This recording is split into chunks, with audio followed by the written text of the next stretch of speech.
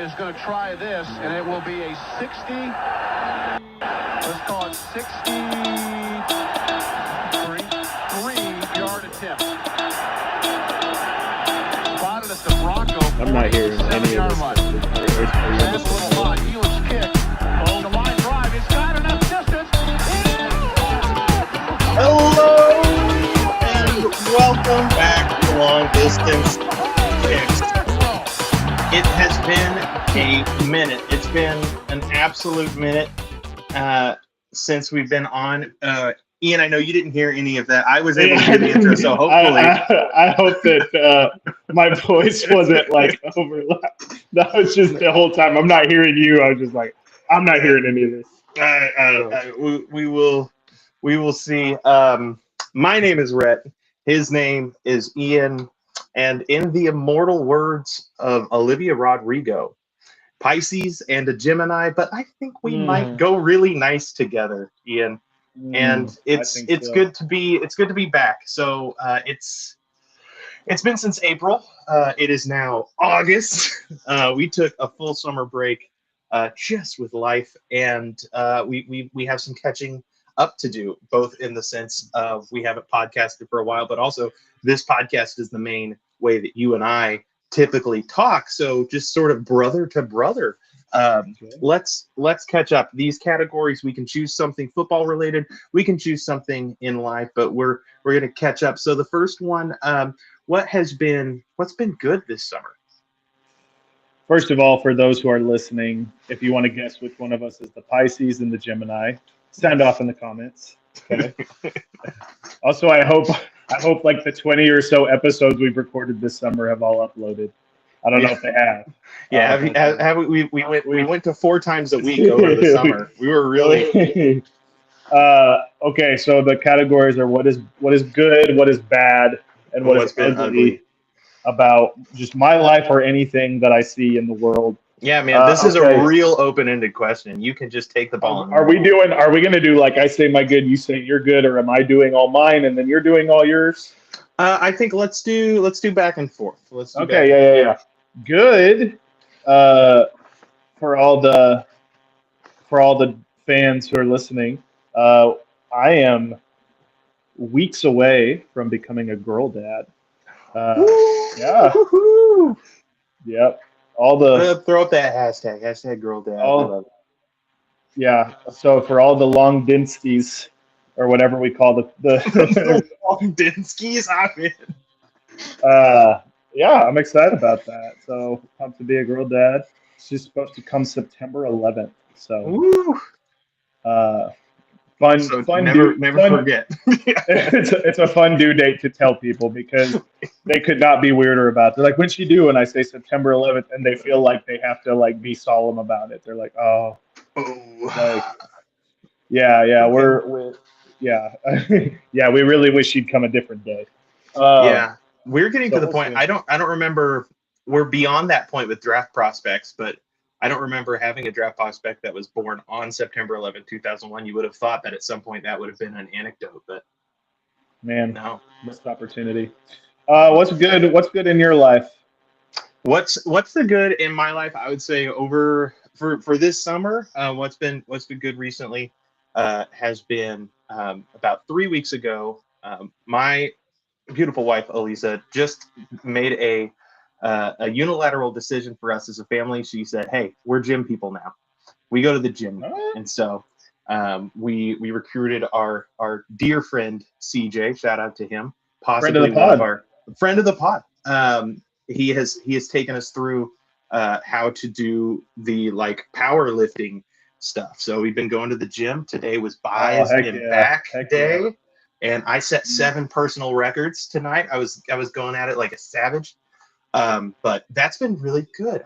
I've loved it.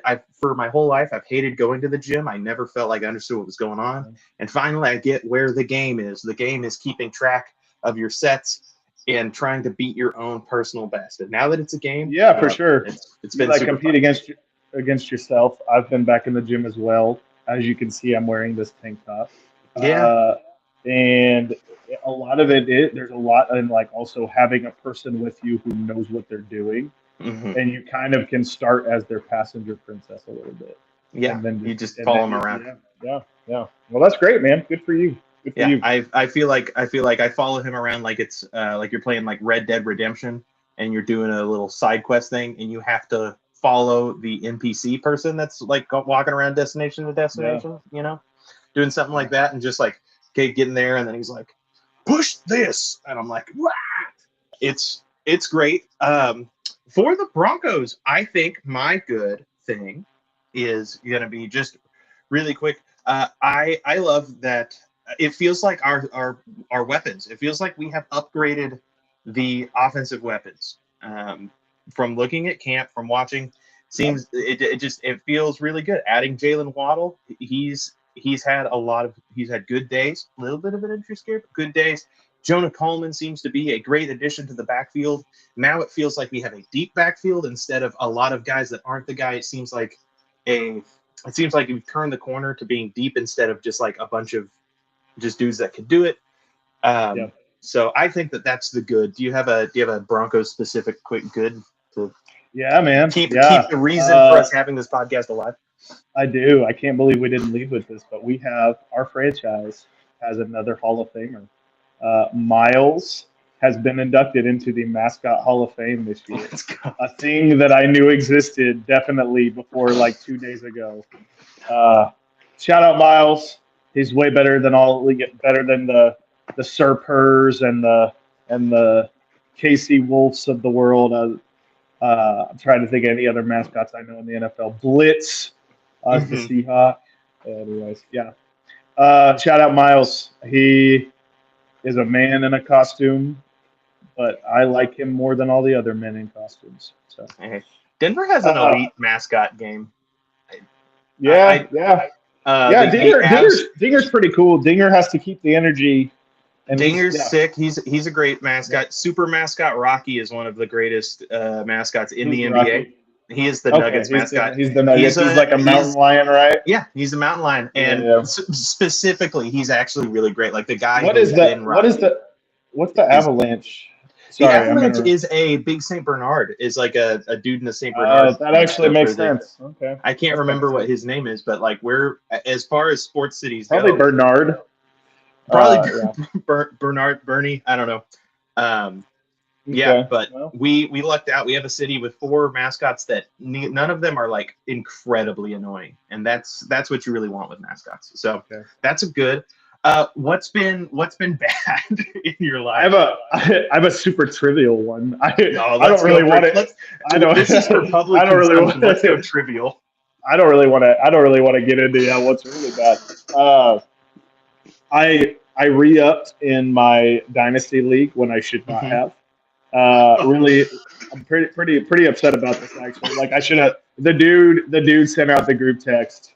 It's the most random smattering of people that I know. And he's like, a couple weeks ago, he's like, let us know now if you're out so we have time to replace it. And I was like, I'll go on one more year. And here's the deal, man. With our draft, it's the same problem every year. And I can put these guys on blast because they're never going to listen to this. We have there's no time limit to the window you have to draft, which means if some dude it's ridiculous, man. It's ridiculous. And the mindset is like, well, everybody wants to be able to make their picks. Dude, I made my first pick in Dynasty this year. Okay, I took Denzel Boston. I don't give a crap on my last 2 picks, man. I don't care. I put myself on auto draft, and it's probably not going to happen for another 6 days. Okay, like it drives me nuts. And every year we suggest it. Every year we say, why don't we put a time limit on it? And it just doesn't happen. So I'm pretty upset. I'm actually it's weird, man. I don't want to be in any fantasy leagues this year. Actually, I'm kind of sick of fantasy. I don't like. I think I don't have a hard opinion on the popularization of sports betting. I don't. If you do it, great. Like hope that you hit on all your parlays. I do think that the growing popularity of sports betting has kind of ruined fantasy football a little bit for me. But it also just has always been responsible for stunting people's ball knowledge because they base if a player's good or not based on how they do in fantasy for them that week. sorry, I'm getting way too in the weeds here. No, I'm this is I'm the stuff mad that I want to I hear. I'm mad that I stayed in my fantasy. I'm kind of sick of fantasy football, man. I'm kind of sick of it. It doesn't make me enjoy the game more. I think it actually makes me enjoy it less. I don't need fantasy to keep a pulse on what's going on in the league, so it just doesn't really serve Hmm. me. So Well, I am and yeah. I was going to I'm say, sorry, you go. no We're rusty at no this.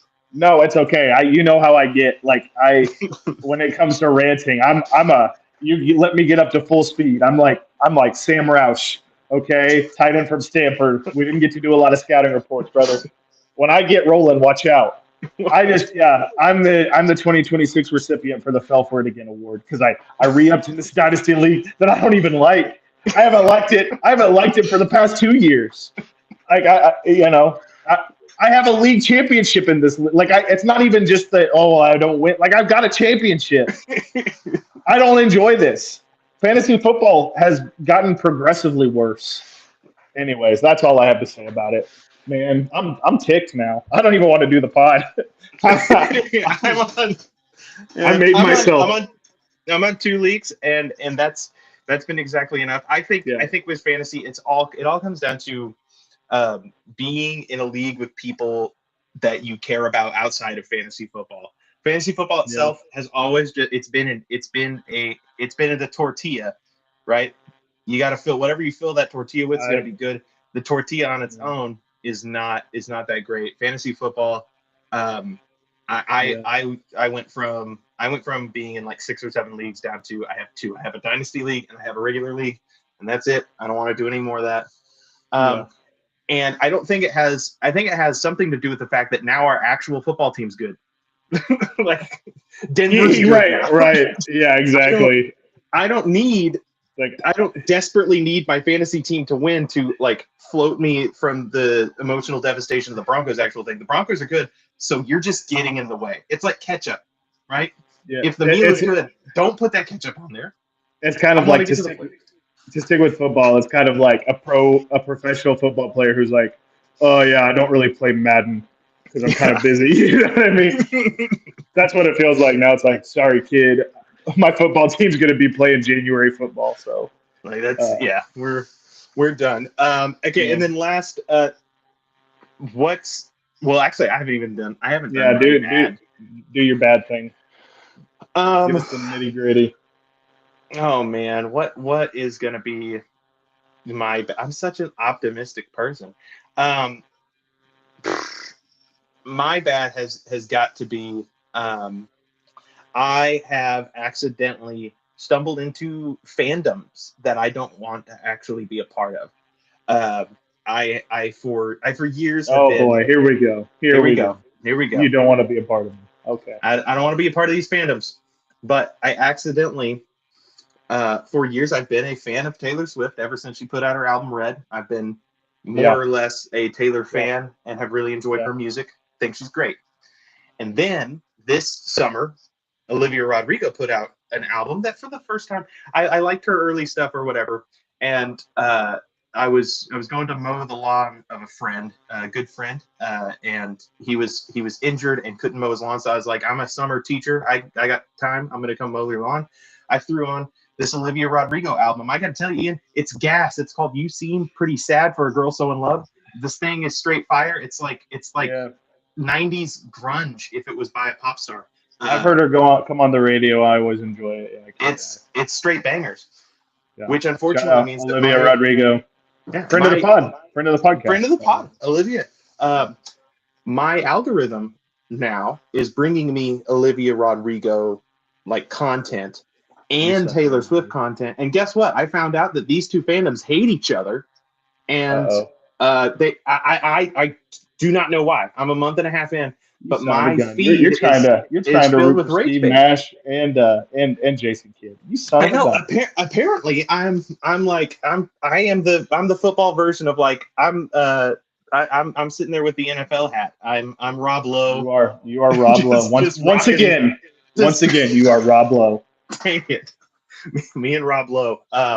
So that's been bad for me. I don't consent to being a part of any of these conversations. I don't think these two girls hate each other, but these people online they're brutal to each other. They're disgusting to each other. I don't get it. So I don't want to be a part of this. I choose to remove myself from this narrative. That's been my bad this summer.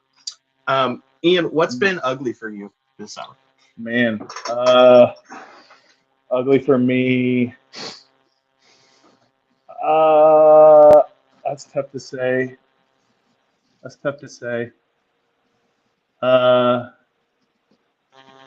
Not a lot of ugly. This is a pretty good window of time for me in my year. Nice. Man, I gotta think of something though. I mean, I spilt half of a big old. Like oatmeal comes in like a cylindrical thing. You know what I mean? Yeah. Right now it's what's propping up my phone. I was like, I gotta find something to prop up my phone, and I grabbed it by the lid out of the cabinet, and then it fell, and like half of the thing of oatmeal just spilled all over the floor. Right as I was like, oh, all right, I'll hop on. I was like, oh boy. So I had to sweep that up, which was annoying. But yeah. I don't know. Life is good. Oatmeal's tough to sweep up. But you know what I always say, Red? I always say no bad days. So no bad days. I always say that. So. Good days are good stories. That's what I live. That's what I leave. Okay, I've got an ugly for you. Okay. So we've transitioned successfully. I am a grandpa. I've a foster grandpa. I got the sweetest little 3-year-old who comes over about once a month now, spends a weekend with us, and she's adorable and love her. And this is after a season where we were full-time grandpa and grandma 24/7, and that gear down has been good. But the last time, the other day, I coach soccer, which has been fun. We're doing summer tryouts, summer workouts, and I grabbed a bag of soccer balls from our head coach who was going off on vacation. I'm leading trainings, and I got in my car, and my car all of a sudden just smelled like death. And I was like, what's going on with this? Like, these soccer balls smell awful. Like, when was the last time that this guy like washed the pennies or whatever? This is gross. Driving around, and it just kept getting worse and worse and worse. And I'm like, what could this smell be? I finally pulled the pennies out, went to training, was like, man, these do they smell bad? And I was like, they don't smell as bad as you think. I don't get it, whatever. Pulled them out, washed them. Car still smells awful. And in fact, it's like oppressively bad. It's gotten worse and worse and worse. And we've had the last couple days, these last weeks in New Hampshire, we don't get heat waves all that often. It's been in the 90s for the last 4 or 5 days, and that's like mega hot for us. It's been super humid too. And I finally went looking through my car, and I discovered that a couple weeks ago, when our sweet little 3-year-old was over to visit us, and I was taking her somewhere, and it was in the morning, and she had her little thing of milk that she had, I guess, thrown her milk across the car, and it had gone under my seat. And I had I guess recently activated this about 3-week-old cup of milk that had been abandoned in my car, and it smelled so bad. I almost threw up in the open air from it. And my car is still, it doesn't smell as bad anymore, but it has smelled like spoiled milk strongly for the last 3 days. That sucks. Spoiled milk is disgusting. It smells nasty. That's pretty ugly. Is it? What's the grossest dad thing you found in your car? Well, this isn't really a gross thing. This is just like this is like insane. When Cooper, my son, for the long densities, he would have been 2. Like he can move around and he can walk and he can get the. At one point, I went to preheat the oven for whatever we were making for dinner, and then like I go sit on the couch, I'm chilling, and after like a few minutes, I just smell something burning. Like, and it's one of those things where it's like that's not food. Like, and I go and look at there, and Cooper had at some point put so many of like our hand towels into the oven, and they were like aflame. And so I had to like get a tray and like throw them outside. And oh my gosh, dude, it was crazy.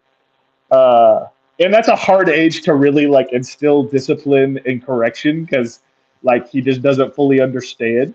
You know what I mean? And so yeah, that's wow. As far as gross stuff, I mean, I don't know. He doesn't do a lot of gross stuff. He will like eat our dog's dog food.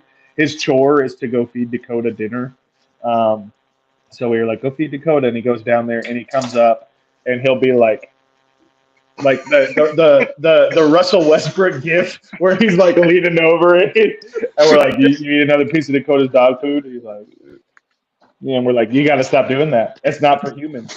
It's for dogs. He's like, but it's so crunchy. So yeah, that's the extent. He's not a super gross kid. Yeah. So, anyways. That sounds like you're a youth minister. That sounds like a like a fire sermon illustration. Yeah, that's true. That is true. If only it weren't your direct son, you'd have to deal with him. We've seen it later, but we keep eating the dog food. We gotta stop. We don't know. We're just trapped in. It stops now. It's not good for us. Yeah. Anyways, don't you know? Okay. Yeah. Good. Bad.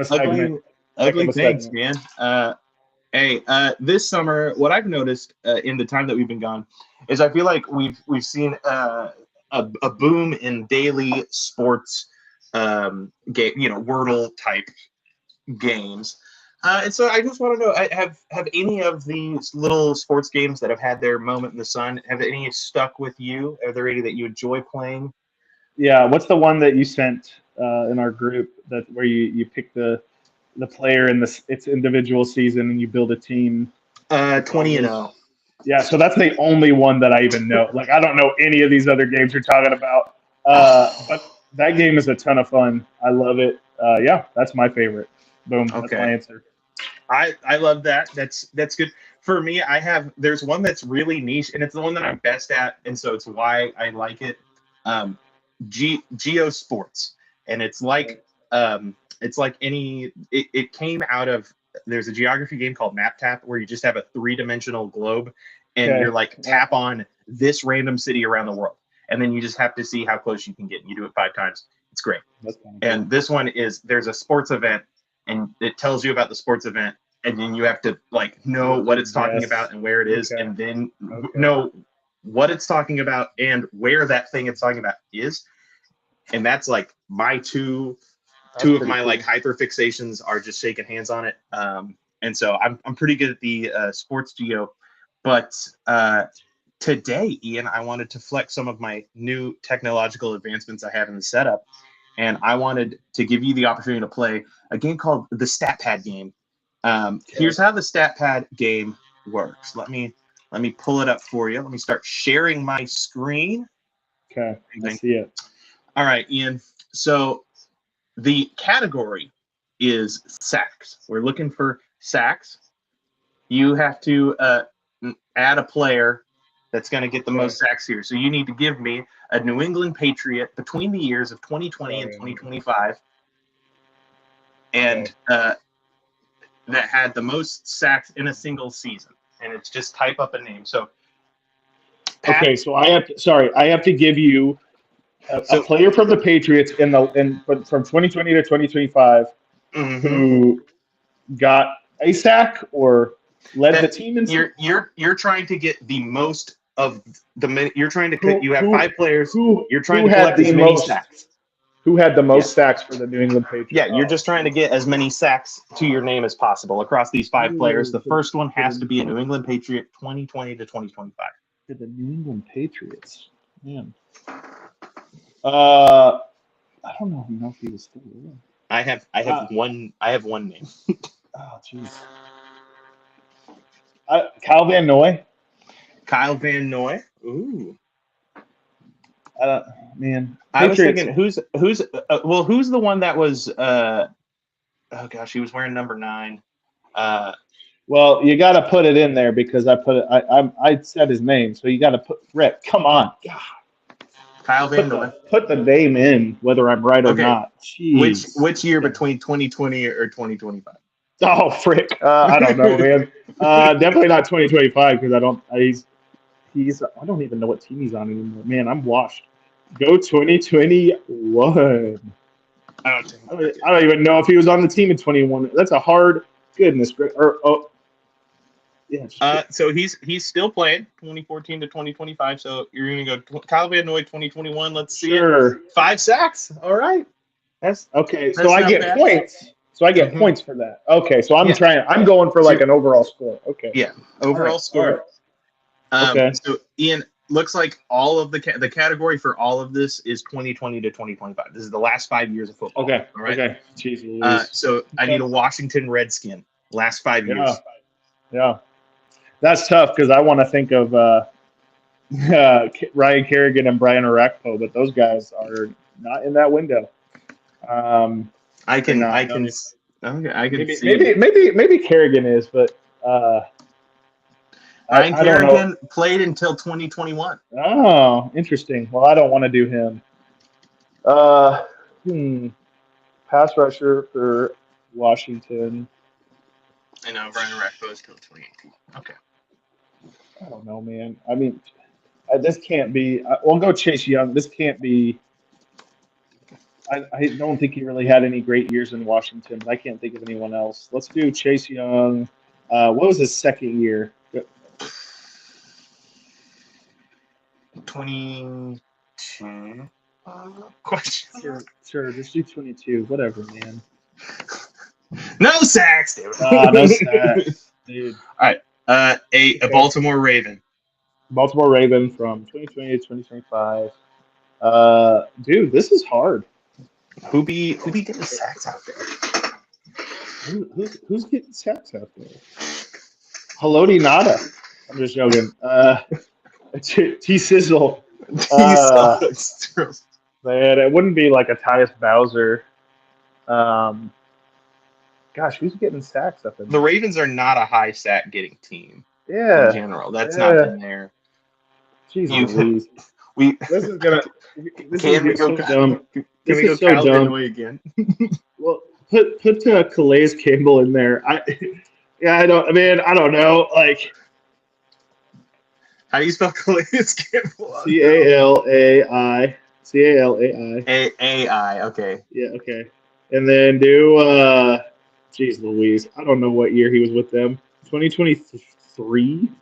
2024. I think he's in 20. Played for Atlanta in 2023. Okay, he's not. They're not going to let you. Go 2024. Played for Miami 2024. Go to 2022. Was it just this last year? No, Played for Arizona. Go to 2022. Effort. Bang. Hey, 5.5 sacks, 90th percentile. So you also get a percentile, so that's good. You were in the 89th percentile for Kyle. Oh, like for who guesses? Yeah. Oh, look, Matt Judon would have been your best. Judon. Oh my gosh. Christian Barmore, man. Okay. Yeah, you got Christian. All right, so Harold Landry. For TJ Washington, Deron Payne and Dante Fowler are the only guys that have got. You could have been number 3 was Von Miller last year, so this is not sack happy. This is all right. So there's not a lot of big names for us. This is the Steelers. 2020. TJ Watt. It's gonna be TJ. Okay, Surtain won Defensive Player of the Year in 24. 24. Okay. Mm-hmm. 23. Go 23. Go 23. I was say because there's one of these years is like the 22.5. 98. Yeah, there we go. Okay. 2021 is when he did 22.5. But Okay. 19, his second best season. Hey, that's good. All right. Okay. Now a Dallas Cowboy. 2020 Dallas Cowboy. 2025. Dallas Cowboy. So Micah Parsons would I was gonna say this. What's his year range here? Micah Parsons 2021 to 2025. Okay, let's do So 2020. Let's do 2022. I don't know, man. Second year, was that the year that he really blew up? Let's see. 13 and a half. Yeah, that's pretty good. And 14 was 2023. That was his highest year. So so half sack off off the top. All right, Okay. you scored a 43. Let's Ah. go. All right, that's fun. That's a fun game. It's a good one, and you can Matt Judon, man. Matt Judon, man. Matt Judon. So yeah, that was StatPad, and It's pretty listen, fun. Pretty fun. I may bring StatPad back at different times. I'm gonna go looking through their archives and try to pick up some that you'd super enjoy. Let's do some updates. Let's talk about actual important, notable Talk about Broncos. Denver Broncos stuff. And so let's talk about my guys year 2. This is a beloved segment. I don't know that a lot of people will remember. You should probably tell us who your guys were again. Should I remind tell everybody? Okay, let's start with the good and then go to the bad. All right. Ian, your guys last year, they had some ups, some downs. You chose Jonah Ellis, who ended up becoming he is a huge part of the team now.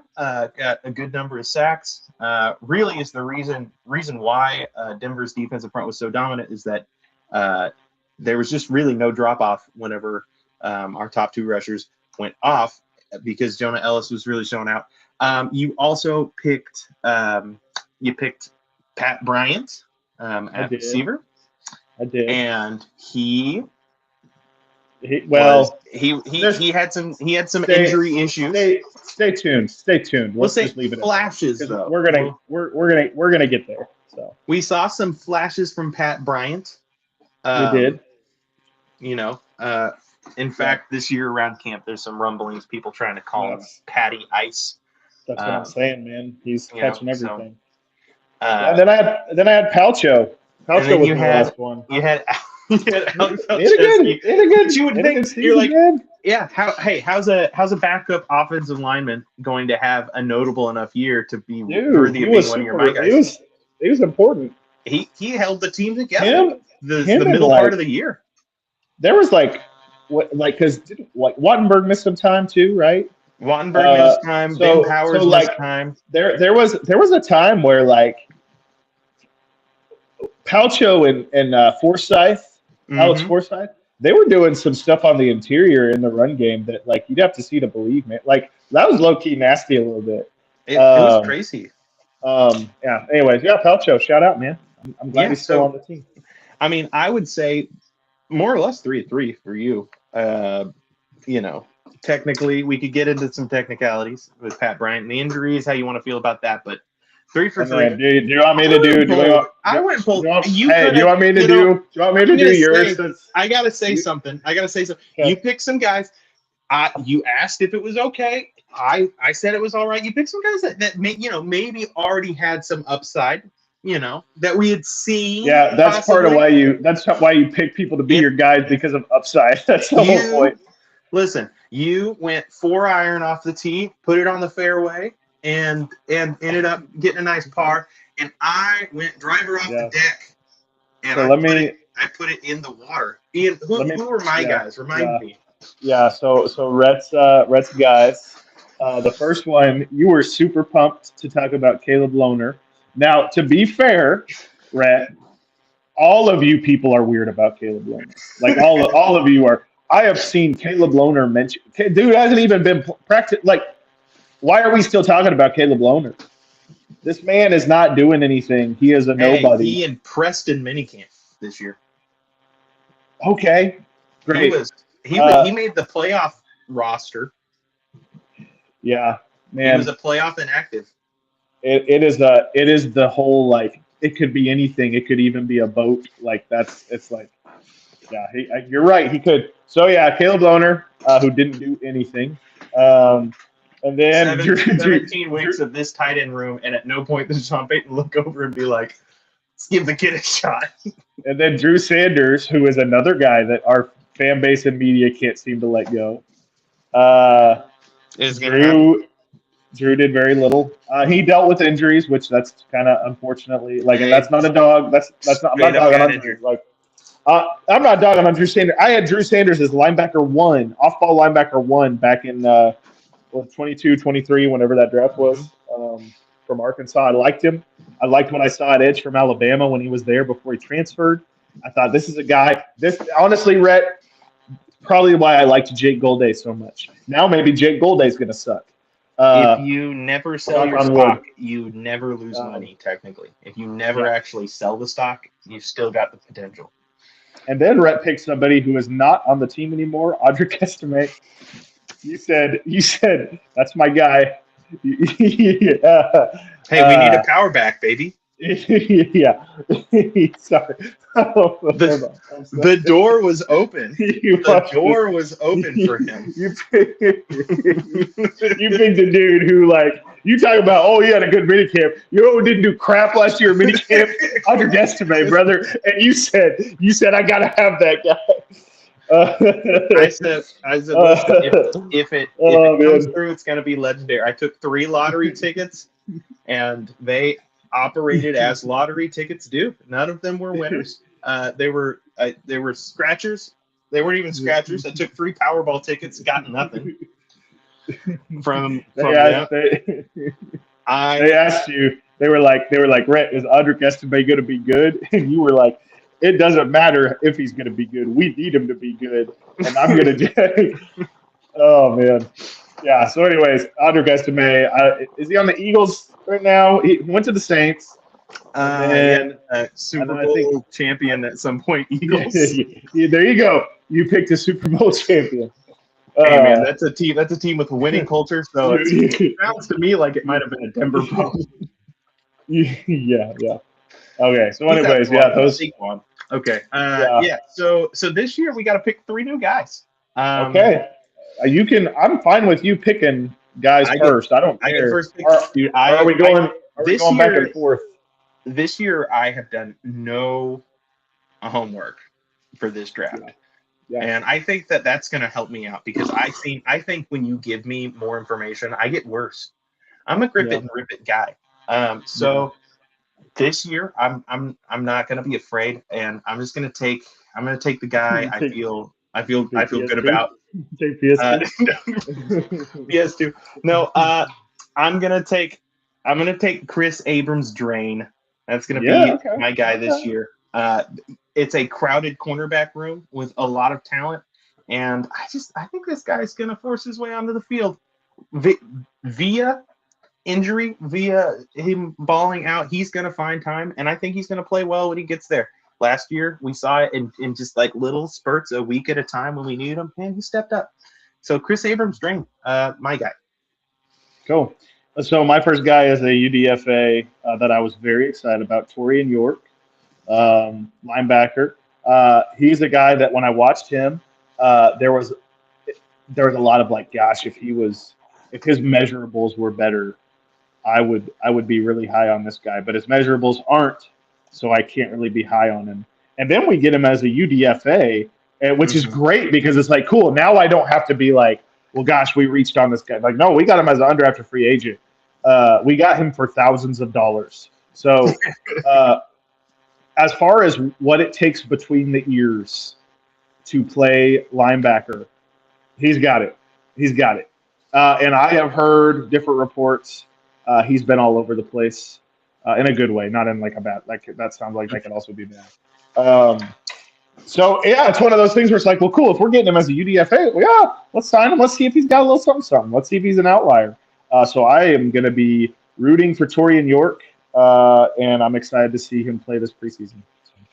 Hey, this sets up well for us because I'm excited about Torian York, but he didn't feel like my guy. Not really my speed.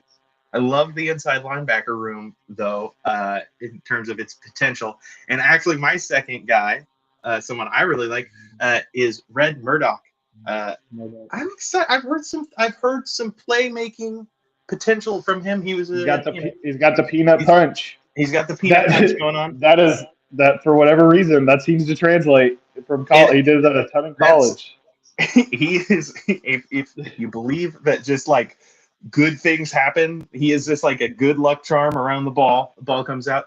That's it. And he forced a fumble in 7-on-7s the other day. So you have to clean get a ball like that when you're not even hardly hitting. I'm going to take Red Murdoch. I think that's fun. We each get one of these young linebackers. Hopefully, one of them emerges. We'll see. Ian, you get your second pick here. I didn't think about this. All of mine are going to be on the defensive side of the ball. So that's just how it happened. My second one maybe is double down on Caleb Lohner then, if he's the only offensive one. Then well, yeah. may I interest you in a Justin Jolie? Yeah, you may not, incidentally. You can, because his competition is Adam Troutman. That's the only reason. Okay. What was I going to say? Oh yeah. So look at our defensive front, and obviously it's got the Zach Allens and DJ Jones, Malcolm Roach, guys like that you're really excited about. We also drafted Tyler and Yedem, who I'm relatively high on, and it sounds like he's making some noise. But another guy that a few drafts ago I was very high on, that's had a unique time in the league, Ioma Uwazurike. Now he goes by Enyi Uwazurike. But when I was watching him in college, he was Ioma at Iowa State. This was a guy that, man, when I was watching him in college, I loved his length, I loved his size, just powerful hands. And we drafted him, and he was a Nate Hackett draft pick, actually. Man, interesting time in the league, because he showed a few things early on, and then he got suspended for a year for gambling, which who among us, right? And he's come back, and you started to see last year.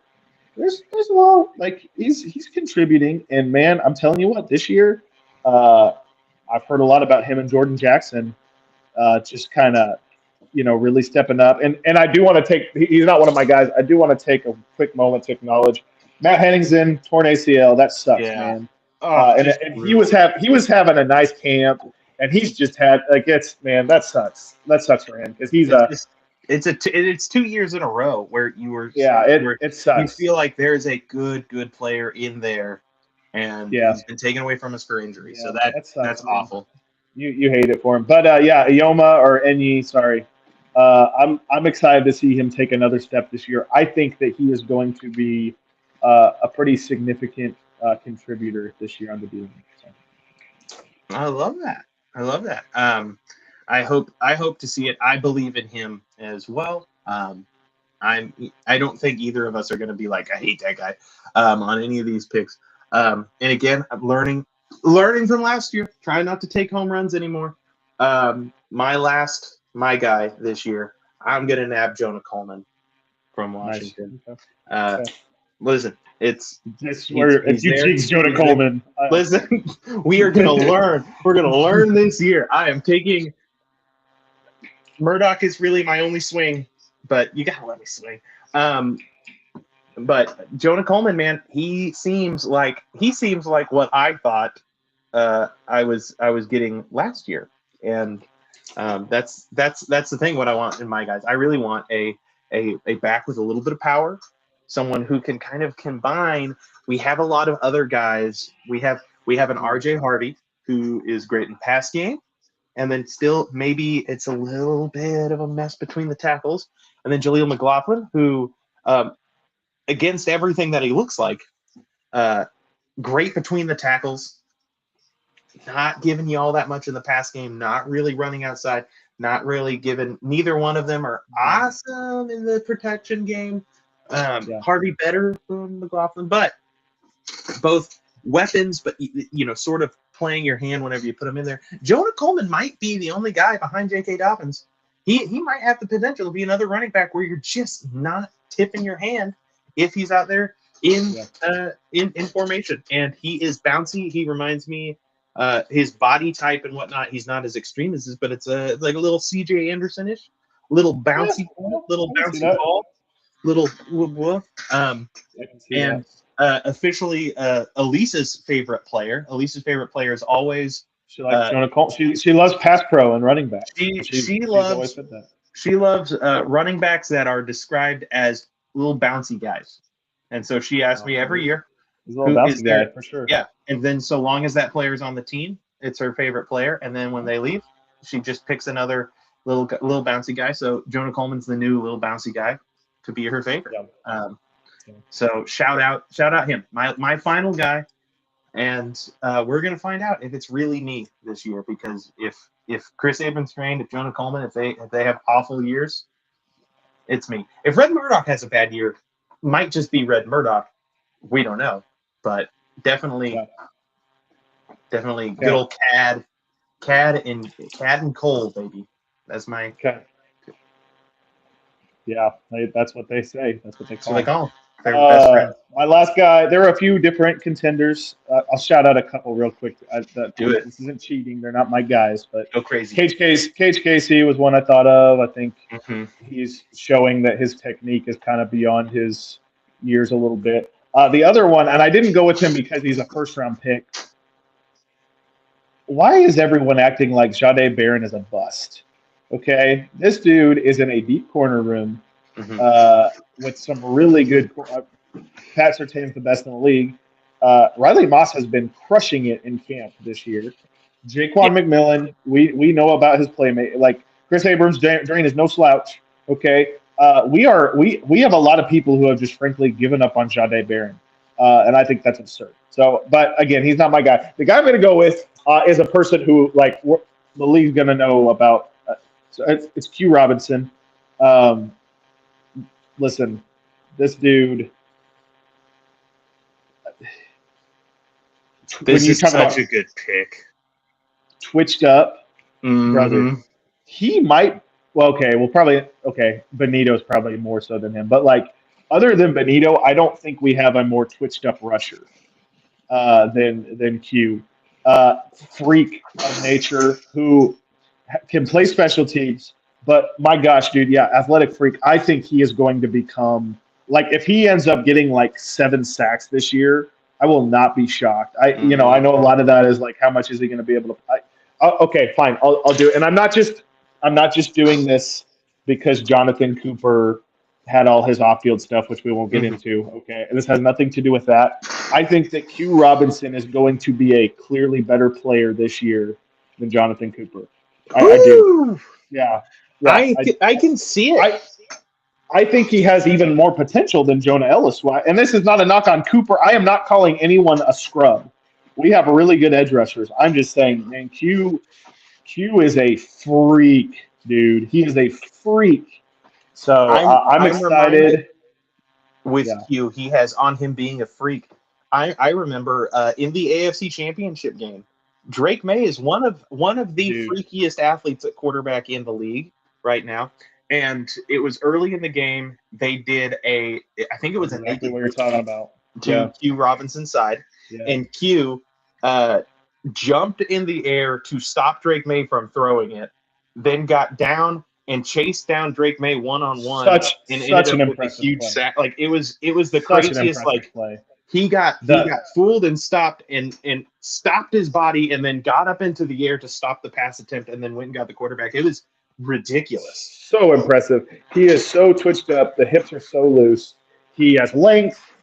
Brother, I think he's going to I think he is going to be awesome this year. One of the players I am most excited about. So, on that point, one of the reasons why we should be hopefully optimistic about Denver's ability to continue to be good year on year moving forward is one of the things that it feels like we have found the unlimited pass rusher money hack. Hey, just keep drafting guys from blue chip programs in mid rounds and then teach them up. We take it seems that's what I think we do. We get the guys with the athletic profile who did not somehow bloom or have the opportunity to show the stage, and then get them in and coach them up. And they John Cooper turned into something. Q Robinson is like this. Nick Medino is. It's one of those things. It's one of those things where find the guys with edge rusher. Find the guys who can convert speed to power. They don't need to be technically refined. Find the freaks who can convert speed to power. Just do that. Yeah, but it's just insane. Yeah. In a league where I feel like this could be I could be totally off base, but it feels like this is like one of those premium positions where you kind of have to draft early to get really great output prospects at pass rusher. And we seem to just have the ability to draft guys in the mid rounds and get great players over and over again. So I'm hoping that stays. I hope that is a George Payton thing. That's just what George Payton does. He was going to be around for a while. Yep. But my guys, year 2, we're set. The die is cast, and we will see how it goes.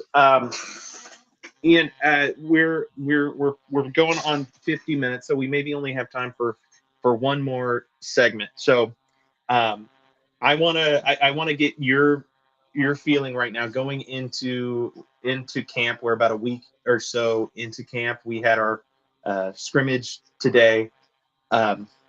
What's the thing that you can't really let go of right now that you're thinking about that's stood out to you? Yeah, we already talked about a little. It's the Pat Bryant stuff, which is crazy because like we added Jalen Waddle this offseason. So and which I know he's like hobbling a little bit, so they're not playing like. So it's not even that though. It's just, man, the reports out of camp like is that Pat Bryant is catching everything, and that shouldn't come as a huge shock to us. If you recall, unfortunately he ended up getting hurt, but that first drive against the Bills in the playoffs, he got 3. I don't know if it was 3 targets or if it was like 20 receptions. I mean, he was going to be a big part of that game plan, and then he unfortunately got hurt and couldn't come back. I think he's going to see a lot of balls this year. And I know Jalen Waddle's there, and I know Cortland's still there, and I know that Mims is there, and I know Troy Frank. Like I know there's a lot of receivers there, but when he's just he can throw a block. He's maybe got the most reliable hands, right? He just does all the little things correct, and Bo is throwing to him. Like Bo's throwing to him, so that's been my biggest thing. I'm real excited about just seeing, like people have said it, like he's pretty clearly the wide receiver 3 at this point. Like it's pretty clearly him so far from what we've seen. So yeah, I'm excited to see what his role looks like. I'm expecting a good year from him. So I love it. I think yes, he's clearly wide receiver 3, and he's exactly what we need in this offense's wide receiver 3, which is 100%. he needs to be able to go out and spell Cortland for a couple plays. He needs to be able to come inside and run an inside route sometimes. He needs to be able to move around and fit around all these other pieces, because outside of our top 2, when you get past Cortland, when you get past Jalen Waddle, the rest of what we have is we have specialist guys. We have Lil Jordan Humphrey, who can be a tight end at wide receiver if you need. We have Marvin Mims, who's an absolute dog, and if he weren't too good, he's my original actual before even the podcast. He was my guy. My whole scouting report of him was I watched him at Oklahoma. He's a freaking dog. Like he's great. He's going to be awesome. And he is, but he is awesome in a very specific way. He's a speedster. He's not going to be blocking for you, whatever. We needed someone else to be able to do a little bit of both, to be able to win in multiple ways. And I think that will unlock everybody else in this receiving room and give just enough room to where we can remain multiple. We can keep the defense honest on things. And my big hope for the offense going from year 2 to year 3 with Sean Payton, in year 3 with Bo Nix, specifically Sean Payton. It's year 4 with Sean Payton. That's crazy, right? Yeah. Man. Wow. It's been a minute since we've had that continuity. Saving Private Ryan gif of Matt Damon aging, or not Matt Damon aging. Going into this year, I think that's going to be the big change for our offense. We had a guy that could do every job, but no guy that could do every job. And now I think we have a couple different places where hopefully we have depth at guys that can do every job. And that's when I think Sean Payton in this offense gets really dangerous. Or I suppose Davis Webb in this offense. We'll see. You talk about continuity no more, Ian. This is the Davis Webb offense. You're right. We don't even know what this is going to look like. Get a head coach job next year, and Sean Payton's going to call plays again. I don't know. Davis Webb, future New York Jets head coach. The New York Jets is Davis Webb. I love it. For me, my big takeaway is being shocked by the overall continuity. I am not used to us being one of the best rosters in the league. I am so used to going through training camp, and I'm looking for like who are the young guys that might break out and like really come to be contributors on this team, or like the question at quarterback, like being obsessive about like trying to get the play-by-play for all the this quarterback competition, or Bo is young and we're trying to see. It's this year feels different. I almost like I'm like calm. I'm just enjoying, because yes, we could have some young guys, like our young linebackers that we love. They could break out. There's some room there for that, but really there's very little on this roster where there's a job up for grabs. It comes down to the second layer and like who's going to get percentage of what. But for the most part, we have a lot of our positions filled. It's just you're just hoping to avoid injuries. I just am confident, like with Bo Nix, even if he comes out has a bad day, I'm not worried. I don't have an existential dread. I'm not trying to divine what's going to happen day to day. I'm just like excited to see this team go out and line up and play some football. And that's weird. This is the first year that I've felt this way, that like last year it felt like, oh, we could be really good. Oh, hey, maybe people are sleeping on us. We've got some stuff. This year I'm like, yeah, no, we're actually super awesome, and we returned almost everybody, and it's time to stack. That's crazy to me. Yeah, man, it's exciting. It's an exciting time to be a Broncos fan, and this receiver room is really interesting, Rhett. I mean, it's crowded in a good way. We're dealing with a little, so like Mims, we thought, well, like Mims is hurt, and like the day he got hurt, people were like, well, it might not be so bad, and then the next day we signed 2 receivers. It was like, okay, well. And I still don't think he's like walking around with like a leg sleeve. I don't think this is like, oh, he won't be playing at all in 2026. No, but it was like, soft tissue injuries, man. And then like the funniest thing to me was how much content Broncos like voices got out of like Cortland Sutton getting 2 straight veteran rest days. Like nobody does that. And I was like, who cares, guys? Can we stop, please? It's an interesting room, I honestly, I don't want to get overexcited. I really do feel, and I feel like I'm a pretty fair, like, person when it comes to like Bo Nix and evaluating him. I've always, I mean, we talked about before, I didn't like him coming into the pros.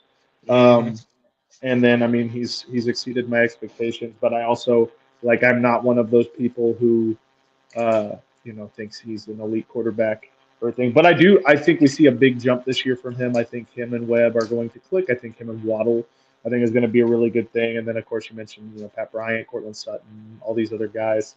I do think he is going to jump up to where he is threatening, like, that outer top 10. At least in his performance this year, which would be awesome. I think the only downside to that is that almost certainly means Davis Webb is leaving for a head coach job. Because he's a young, white offensive mind. It's like, yeah, they love that, man. They eat that up. There are guys that weren't even particularly good that have gotten jobs based on that outline. Yeah. So, it'll be a fun year. I do think our offense, it seems like the running game is looking better. Dobbins seems to be rejuvenated. Boy, please give him a full season for once, please. Dude. Man, I want that so bad for him. Yeah, I think this offense is going to be fun. I don't think it's going to be a top 5 offense probably, but I think it's going to be a very fun and effective offense. So excited to see it. Excited to see what happens this year. So. Yeah, I'm hopeful. I think I want us to see us be just a boa constrictor. I want to see us just squeeze the life out of teams. I think that's it's really interesting. Sean Payton, his offenses have always been about like aggressively hunting for explosive plays. And it seems like last year he really leaned into we are not going to always be getting a ton of explosive plays, but the consistency was just there. Whenever they were really clicking, it was just marching down the field on you. And I think that some of that's going to continue. I think Webb is going to be more aggressive. He's younger. It feels like we're going to take more shots, but I want to see this running game really come together. It never felt like the running game super hit its stride because again, we were always tipping our hand what we were doing with the personnel. I think adding bodies to the room. I think take a healthy man, whatever we got to do to keep him healthy. I think that another year of continuity with this offensive line, man. This offensive line we're getting away with something better. We're getting away with something. Yeah. Could be getting better. Yeah. And I think that we are just gonna squeeze the life out of teams, man. This defense maybe has turnover luck this year. Yeah, Hotanga's got to catch something at some point. They keep finding him. The ball keeps finding him. Yeah. Oh. So what if we do that? What if we turn the ball over? What if we run the ball a little bit more consistently? Like, I don't care. Like, we are going to have we have a god-awful schedule. It's going to be really rough for the first 6 weeks. And then there's actually a stretch where it's quite easy. And then we have some tests heading into the playoffs. But, man, if we come out 4-2. Oh, you cannot. Heck yeah. Sign me up. Yeah. You could not. And this is the thing we all have to understand. It's hard to think this way about your team. Unless you're just a stupid fan and you think your team is always, the hot thing. Like, we talk about the tough stretch that we have in our schedule. We also have to remember we were 14-3. So all those other teams are looking at us and saying the same thing. They're saying, "Oh, Denver, like that's a tough one," and we have to remember that. Like, yeah, that's going to be a tough schedule, but you know what? We're a dang tough football team. Like we are one of the best teams in the league. We are, and we have to remember that. And you still got to line up, and you still got to go execute and everything. And sometimes better teams lose to worse teams because that's football and that's competition. But yeah, it's like we can absolutely do 4-2 because we're a good football team, So I'm excited to see how we respond. I know we're gonna have to slay the dragon of we're gonna hear so many times this year last year they won this many games in 1-score situations and sometimes it doesn't bounce that way. We're gonna hear about the regression stuff and that's fair. Like that's true. I'm excited to see how we tackle all that. So, yeah, I love it. Regardless, it just feels good to be back. We've got football coming up next Friday. Less than a week away, we're going to have Broncos football again. So until whenever we do this podcast again, hopefully soon.